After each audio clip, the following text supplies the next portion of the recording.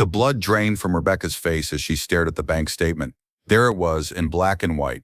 A $2,000 payment to Sterling Entertainment Services for something called parental roleplay services. The date? One day before their wedding. Her hands shook as the pieces fell into place. The elderly couple who had walked Marcus down the aisle, who had given that tearful speech about watching their son find true love, who had embraced her like the daughter they never had, they were actors, paid strangers, professional liars. But discovering this devastating truth would trigger a chain of events that would end with Rebecca fighting for her life. Because when you unmask a man who's built his entire existence on lies, you don't just threaten his reputation, you threaten his very survival. And Marcus had already decided that Rebecca knew too much to live. What you're about to hear is the chilling true story of how a woman's fairy tale wedding became her death sentence. Before we dive into this nightmare, I want to thank everyone who's been following these cases and supporting this channel. Your engagement helps bring justice to these victims by keeping their stories alive. If you haven't subscribed yet, this case will show you exactly why you need to. Because the man in this story could be anyone, your neighbor, your coworker, maybe even someone you're dating. Hit that subscribe button now because what you're about to learn could literally save your life. Rebecca Martinez was 56 years old when she met Marcus Thompson at a coffee shop in Phoenix, Arizona. She'd been divorced for 8 years, focusing on her career as a high school teacher and her 2 adult children who lived across the country. At her age, she'd made peace with the idea that romantic love might be behind her. That's exactly what made her the perfect target.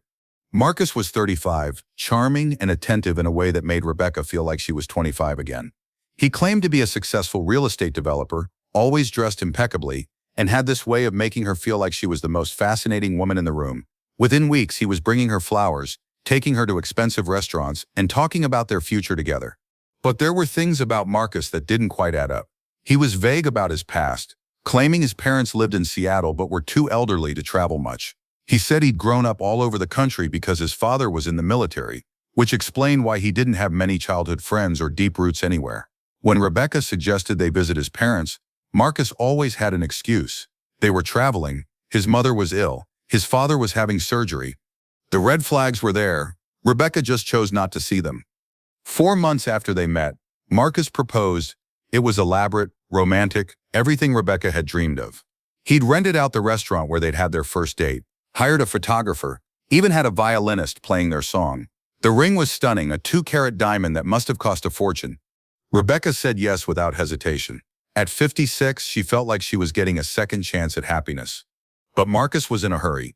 He wanted to get married quickly within 3 months. He said he couldn't wait to start their life together, that they'd already wasted too much time being apart. When Rebecca suggested a longer engagement so her children could plan to attend, Marcus became unusually agitated. He said he'd already put deposits down on vendors, that changing the date would cost thousands.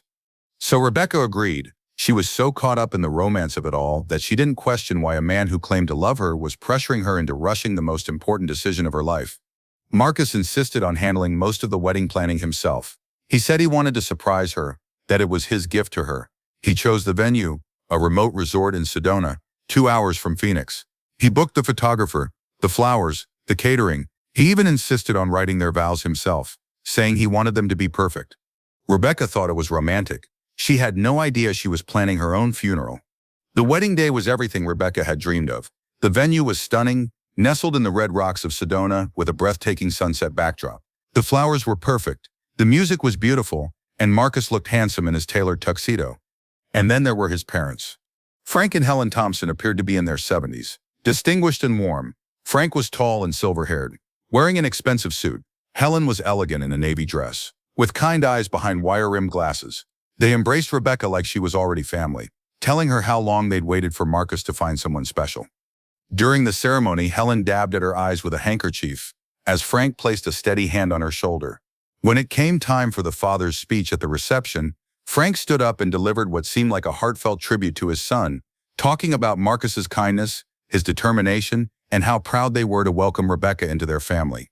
But Rebecca noticed small things that nagged at her.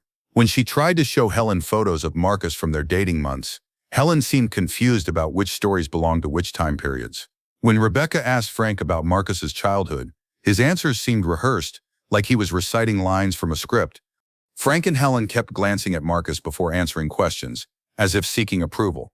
And when Rebecca tried to pin down specific memories like Marcus's first word or his favorite childhood toy, They gave vague, generic responses that could have applied to any child.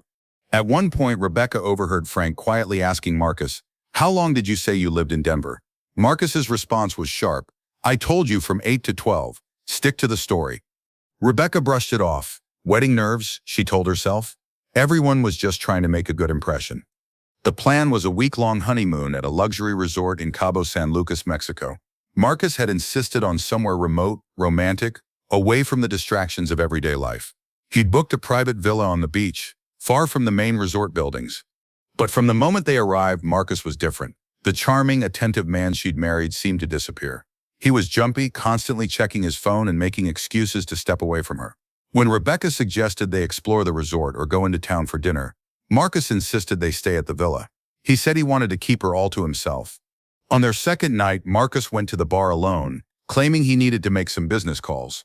Rebecca decided to unpack their suitcases properly, hanging up their clothes and organizing their belongings. That's when she found the jacket Marcus had worn to the wedding still crumpled in the bottom of his suitcase. And that's when she found the receipt that would change everything. Folded in the inside pocket was a payment confirmation from Sterling Entertainment Services. The description read, "Parental roleplay services, wedding event, 2 performers, full day rate, total $2,000. Rebecca stared at the paper, reading it over and over, hoping the words would somehow change. But there it was, dated the day before their wedding. Proof that the people she'd believed were Marcus's loving parents were nothing more than hired actors. Her husband had paid strangers to lie to her face on the most important day of her life. Rebecca's hands shook as she Googled Sterling Entertainment Services on her phone.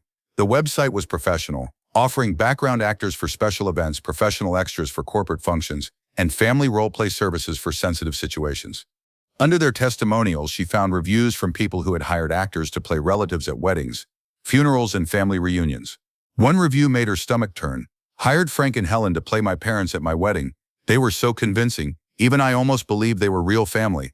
Frank and Helen, the same names, the same actors who had embraced her, welcomed her to their family, and delivered those touching speeches about watching Marcus grow up. But the fake parents were just the beginning. As Rebecca dug deeper into Marcus's background using the Wi-Fi in their villa while he was gone, she discovered a web of lies that went back years. The real estate company he claimed to work for had never heard of him. The college he said he'd graduated from had no record of a Marcus Thompson in their alumni database.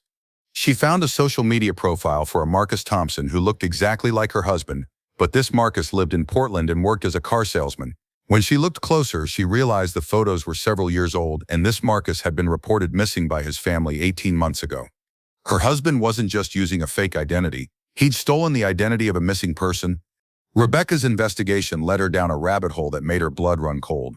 Using the few real details she could verify about Marcus, she started searching missing persons databases and unsolved cases. She found Jennifer Walsh, a 48-year-old widow from Portland, who had disappeared 6 months after marrying a man named Michael Torres.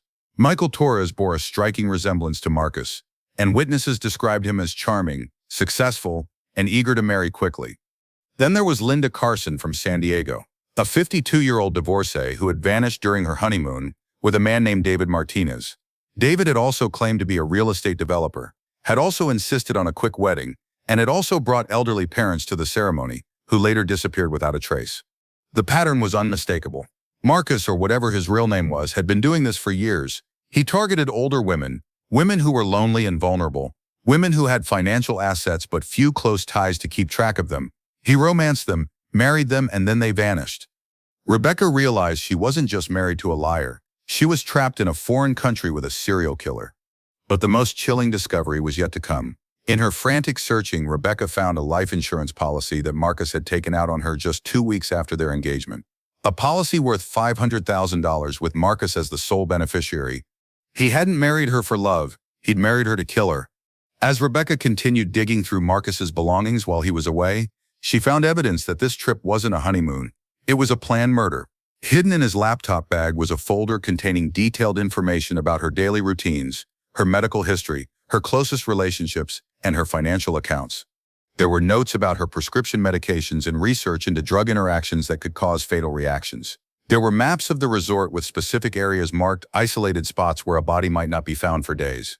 There were even printed emails with a travel agent discussing the best locations for accidents to occur naturally. Most disturbing of all, she found a draft of a suicide note written in what looked like her handwriting. Marcus had been practicing forging her signature, and the note talked about her depression over her children living so far away, her fear of growing old alone, and her decision that she couldn't face life without love. It was all lies, but it was convincing. If Rebecca died in Mexico, Marcus would return home as the grieving widower, collect the life insurance money, and probably start hunting for his next victim within months. The plan was meticulous, calculated, and horrifyingly thorough. Marcus had been preparing to murder her since the day they met. When Marcus returned to the villa that evening, Rebecca was sitting on the bed with the receipt in her hand. She'd made a decision that would seal her fate. Instead of running, instead of calling for help, she decided to confront him. "Who are Frank and Helen?" she asked, holding up the payment confirmation. For a moment, Marcus's charming mask slipped completely. His face went blank, emotionless, like a switch had been flipped. Then slowly he smiled. It was the most terrifying expression Rebecca had ever seen. "I was wondering when you'd figure that out," he said, his voice completely calm. "You're smarter than the others. I'll give you that." The others. The words hit Rebecca like a physical blow. Jennifer Walsh, Linda Carson, how many others had there been? "Marcus, please," Rebecca started, but he cut her off with a laugh. "Marcus isn't even my real name," he said, sitting down across from her with casual indifference. "None of it is real, Rebecca. The job, the parents, the love story, it's all performance art, and you've been the perfect audience." Rebecca tried to stand, tried to move toward the door, but Marcus was faster. In one fluid movement, he was blocking her path, still smiling that horrible, empty smile. "We need to talk," he said, and Rebecca knew with absolute certainty that she was looking into the eyes of her killer. What happened next would haunt the investigators who eventually worked this case. Marcus didn't just plan to kill Rebecca. He wanted her to understand exactly how thoroughly she'd been deceived. It was part of his psychological torture, his need to demonstrate his superiority over his victims. He told her everything, how he'd been watching her for weeks before they accidentally met at the coffee shop, how he'd researched her divorce, her loneliness, her financial situation, how he'd crafted his entire personality to be exactly what she was looking for in a partner. The real estate career was fake. He made his money by murdering wealthy women and disappearing with their assets. The expensive clothes, the fancy dinners, the beautiful ring, it had all been purchased with money stolen from his previous victims. He explained how he'd killed Jennifer Walsh, making it look like she'd fallen from a hiking trail during their honeymoon, how he'd staged Linda Carson's death as a drowning accident at a secluded beach, how he'd perfected the art of being the grieving widower, collecting life insurance payouts and liquidating his victims' assets before disappearing to hunt again. "You all want the same thing," he told Rebecca, pacing around the room like a predator circling wounded prey. "You want to be special, to be chosen, to matter to someone. You make it so easy." Marcus had brought Rebecca to Mexico because it would be simple to make her death look accidental. A slip on the rocky coastline, a tragic fall while hiking in the mountains, maybe even a robbery gone wrong if he needed to get creative. The isolated location meant no witnesses, no immediate investigation, and plenty of time for him to establish his alibi. Rebecca realized that talking wouldn't save her. Marcus had already decided she was going to die, and he was enjoying the process of breaking her down psychologically before he killed her physically. Her only chance was to run. While Marcus was explaining his elaborate plans, Rebecca slowly edged toward the villa's sliding door that led to the beach. When he turned his back for a moment to pour himself a drink, acting as casual as if they were discussing dinner plans, Rebecca bolted. She made it about 50 yards down the beach before Marcus caught her. The struggle was brief but violent. Marcus was younger, stronger, and had the advantage of having planned for this moment. But Rebecca fought with the desperation of someone who knew she was fighting for her life. Guests at the main resort later reported hearing screams from the direction of the private villas, but the security response was slow. By the time anyone arrived to investigate, the beach was quiet again. What Marcus hadn't counted on was Rebecca's determination to survive. Even as he overpowered her, she managed to activate the emergency alert on her phone, sending her location to local authorities. She also managed to scratch his face deeply enough to draw blood, DNA evidence that would later prove crucial. The murder itself was brutal and personal. This wasn't the clean, accidental death Marcus had planned. Rebecca's resistance had forced him to improvise, and his carefully constructed facade had crumbled into rage and violence. Marcus thought he'd covered his tracks. He staged the scene to look like Rebecca had been attacked by an intruder, even going so far as to ransack their villa and steal some of her jewelry to make it look like a robbery. He called the resort security in tears, playing the role of the devastated husband who'd returned from a late dinner to find his bride murdered. But Marcus had made critical mistakes in his haste and anger. The scratches on his face told a different story than his claims of finding Rebecca already dead. The defensive wounds on Rebecca's hands showed she'd fought her attacker. And most damning of all, the emergency alert from Rebecca's phone had captured audio of the attack, including Marcus's voice clearly threatening her. Within hours, Mexican authorities had Marcus in custody. His story fell apart under the slightest scrutiny, and the evidence against him was overwhelming. But the most damaging testimony came from an unexpected source: the actors he'd hired to play his parents. When U.S. authorities tracked down Frank and Helen from Sterling Entertainment Services, they were horrified to learn they'd unknowingly participated in a murder plot. They provided detailed information about Marcus's requests, including his insistence that they help him study Rebecca's reactions and report back on her conversations with them. Marcus hadn't just hired actors to play his parents. He'd recruited them as unwitting accomplices in psychological manipulation and premeditated murder. The arrest of Marcus Thompson, whose real name turned out to be Robert Hayes, a career criminal with a history of fraud and identity theft, opened up a massive investigation spanning multiple states and potentially dozens of victims. Authorities discovered that Hayes had been operating this marriage and murder scheme for at least 7 years, possibly longer.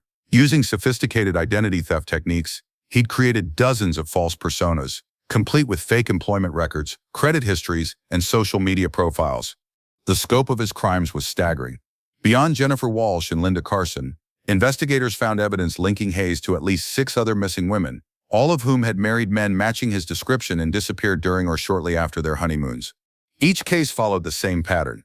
Hayes would target lonely, financially stable women over 40, conduct extensive background research, create a false identity tailored to their specific vulnerabilities, stage a whirlwind romance, rush them into marriage, and then kill them for their assets. The fake parent scheme wasn't just about fooling his victims, it was about psychological manipulation on a massive scale.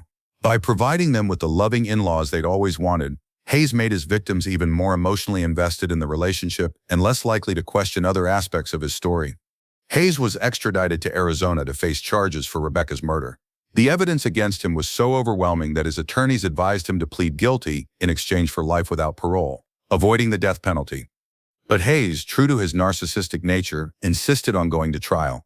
He seemed to believe he could charm the jury the same way he charmed his victims, representing himself and attempting to paint Rebecca's murder as a crime of passion rather than premeditated murder. The trial was a media sensation, with Hayes displaying the same manipulative charisma that had fooled his victims. He was polite, well-dressed, and spoke eloquently about his love for Rebecca and his grief over losing her. But the evidence told a different story.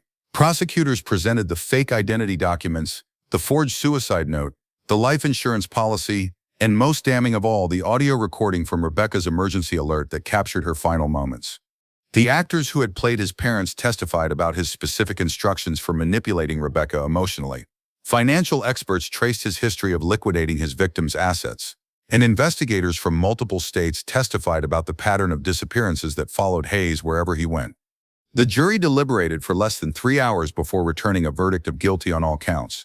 Hayes was sentenced to life without parole for Rebecca's murder, plus additional sentences for fraud, identity theft, and other charges. But more importantly, his conviction opened the door for investigators to solve multiple cold cases and bring closure to families who had been searching for answers for years. At his sentencing, Hayes showed no remorse. Instead, he used his final statement to blame his victims, claiming they had been asking for it by being so desperate for love. Even facing life in prison, he couldn't resist one final attempt to manipulate and control. The judge's response was swift and brutal. "Mr. Hayes, you are a predator of the worst kind. You didn't just steal these women's lives, you stole their hope, their trust, and their final moments of peace. The only tragedy here is that we can only sentence you once." Rebecca Martinez's story is a stark reminder that evil doesn't always look like what we expect. Sometimes it comes with a charming smile, expensive clothes, and fake parents who welcome you to the family. The warning signs were there from the beginning. The rushed timeline, the vague backstory, the insistence on controlling wedding arrangements, and the reluctance to discuss his past. But Rebecca, like so many victims of predators, was blinded by loneliness and the desperate desire to believe in love. Hayes targeted women who were isolated, vulnerable, and financially stable. He studied them like a hunter studies prey, learning their weaknesses and crafting himself into their perfect partner. The fake parents weren't just about creating a believable backstory. They were about providing the family connection these women craved, making them even more emotionally dependent on the relationship. If this case has shaken you, if it's made you question how well you really know the people in your life, then it's done exactly what it should. Rebecca's story isn't just a cautionary tale. It's a call to action. Trust your instincts. If something feels wrong, it probably is. Don't let loneliness make you ignore red flags. And most importantly, remember that real love doesn't rush you, pressure you, or isolate you from your support system. If you found this case as disturbing as I did, please subscribe to this channel. These stories need to be told, these victims need to be remembered, and these warning signs need to be shared. Hit that notification bell so you never miss a case, because knowledge is the best defense against predators like Robert Hayes. And tell me in the comments, what red flags do you think people should watch for? Your insight could save someone's life. Rebecca Martinez thought she was getting her fairy tale ending. Instead, she got a nightmare that cost her everything. Don't let her death be in vain. Stay alert, stay safe, and remember, sometimes the most dangerous person in your life is the one who seems too good to be true. I'll see you in the next case. Until then, trust your gut, protect your heart, and never stop questioning the stories people tell you about themselves. Because your life might depend on it.